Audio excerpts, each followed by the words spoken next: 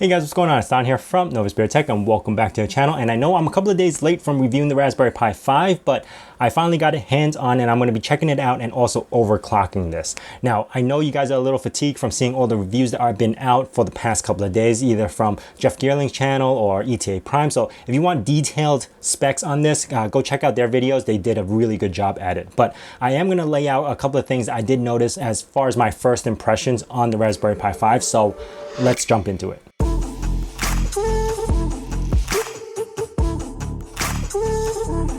First and foremost, I do want to thank Raspberry Pi for sending this to me for review. You can get these at the end of October. Respectfully, it's $60 for the 4 gigs and $80 for the 8 gig. And those are the only two that's going to be available when they release it at the end of October. Everything we talk about will be linked down in the description below, so definitely check it out. Now, one of the biggest things about this Raspberry Pi is that their use of the new CPU, which is clocked at 2.4 gigahertz, and it's fast. This is about 2 times faster than the original Raspberry Pi 4. So yeah, it definitely packs an impact. It's still not the fastest board around. There's still a few boards that are way faster than this that's been out a while already, but it's definitely making its mark. Now, the first thing I'm going to mention is that it still retains the same size as the Raspberry Pi 4 board, but the only thing they changed for appearance-wise is that they flipped the Ethernet ports from one side to the other. What that means is a lot of the Raspberry Pi 4 cases that you already have might not be able to be used with this, especially if you have the ones with the connectors on the end. Now, moving down, they actually put the 2 CSI connectors together off to the side, and there are 4 lanes instead of 2 lanes, which makes a huge difference if you are using anything like HDMI capture or video recorder, because the 2 lanes are only maxed at 50 frames per second, while the 4 lanes could easily achieve 60 frames per second. So the 4 lanes definitely is a good improvement.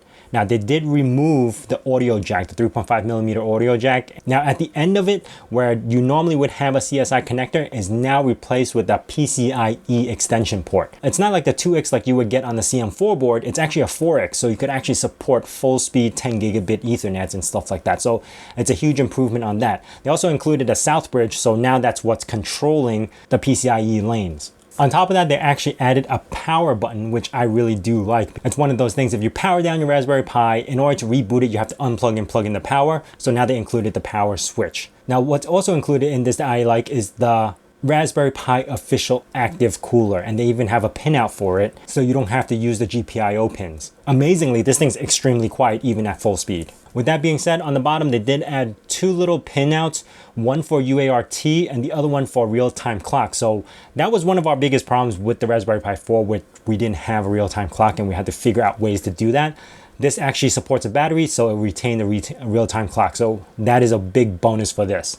Now, as far as the benchmarks go, I did quite a few on the Raspberry Pi 5. Now, I'm going to start off with just memcopy, and you can see it's actually double the speed of Raspberry Pi 4. So we're ranging around 5,156 compared to 3,200 on the Raspberry Pi 4. And then memset, it's about 11,481 versus 3,900 on the Raspberry Pi 4. Now, here's the important bit, which is the 7-zip benchmark. Now, on the Raspberry Pi 4, we're getting 5,100, and then on the Raspberry Pi 5, we're getting 9,015.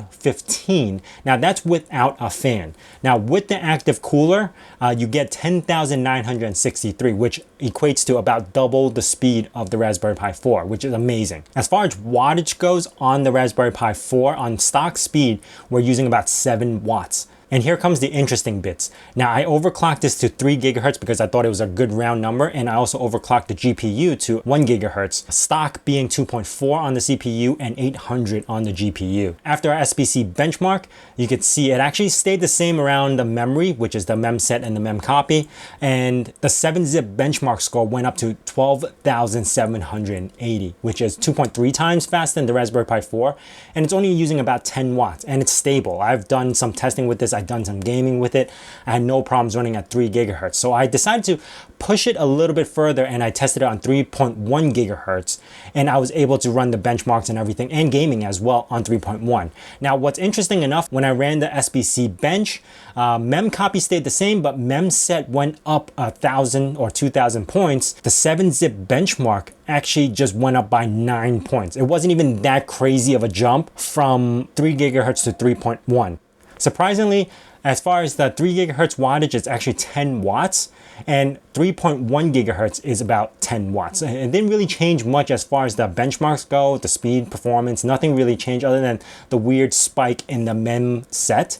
Otherwise, I find it pretty safe to run it at 3 gigahertz. Now remember, you absolutely need the active cooler or everything's just gonna throttle. So don't even attempt trying to run at 3 if you don't have the active cooler. Now, as far as game goes, I compiled Astro Menace to support the GPU. And with the stock clock, I was able to get 147 frames per second, which is really good. And then with the overclocked, I was able to get 177 frames per second, which is a 30 frame increase on just overclocking to 1 gigahertz for the GPU, which is amazing. Now, I didn't go any over 1 gigahertz. I found it to be a pretty decent number just to stay at. It could probably do a little bit more, but I just stuck it around 1 gigahertz. Now, one of the best features I think they added on this was the SD card speed. And I was able to get 89 megabytes on read and about 19 megabytes on write, which is thoroughly impressive for what we used to get in the Raspberry Pi 4 and the Raspberry Pi 3, which was about 20 megabytes. And if you overclock, you would be able to get like 25 or 30. But 80 megabytes is really good, especially for an operating system this small that doesn't require that much to read. So response time on reading stuff off the SD card is really, really quick. Now that is it for me, guys. I'm actually going to be testing a lot of other operating systems on this to see if it works yet or not, because it is using a newer system, newer CPU. So I'm going to be playing around with that. So if you guys are new to this channel, consider subscribing and also hitting that bell notification icon so you know when the next video is going to be out. And I say, my nerd cave, hack till it hurts.